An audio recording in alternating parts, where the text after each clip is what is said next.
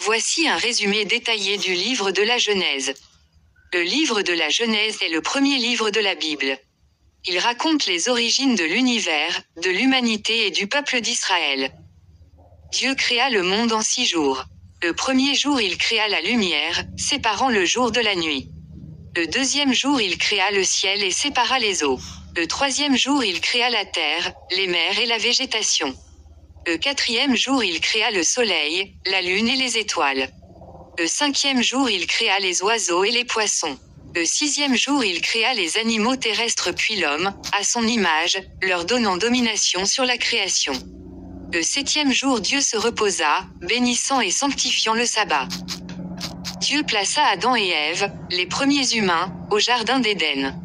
Mais ils désobéirent en mangeant le fruit défendu, causant leur exclusion du jardin. Leur fils Caïn tua son frère Abel, puis fut maudit à errer sur terre. Les hommes se multiplièrent mais aussi le péché, conduisant Dieu à détruire l'humanité avec le déluge, sauf Noé qu'il sauva dans l'arche avec sa famille et des animaux. L'histoire continue avec Abraham, que Dieu appela à fonder une grande nation. Il lui promit une terre et une descendance aussi nombreuse que les étoiles. Abraham crut en la promesse de Dieu. Son fils Isaac eut 2 fils, Ésaü et Jacob. Jacob devint Israël et ses 12 fils furent les ancêtres des 12 tribus d'Israël. Joseph, l'un des fils, vendu par ses frères, devint puissant en Égypte. Israël et ses fils vinrent le rejoindre pour survivre à la famine. Le livre s'achève sur leur installation en Égypte. Ainsi se termine le livre de la Genèse, fondateur pour le judaïsme et le christianisme, posant les bases de la relation entre Dieu et l'humanité. Voici une synthèse très détaillée du livre de l'Exode.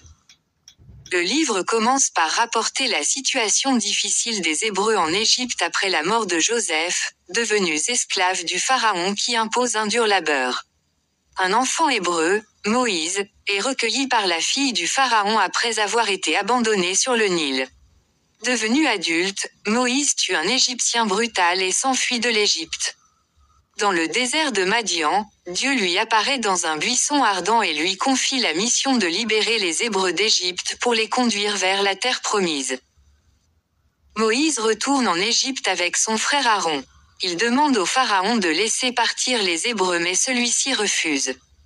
Dieu envoie alors 10 terribles plaies sur l'Égypte, eau changée en sang, grenouilles, poux, mouches, peste, ulcères, grêle, criquets et 3 jours de ténèbres totales. Le Pharaon finit par laisser partir les Hébreux. Mais il se ravise et se lance à leur poursuite avec son armée.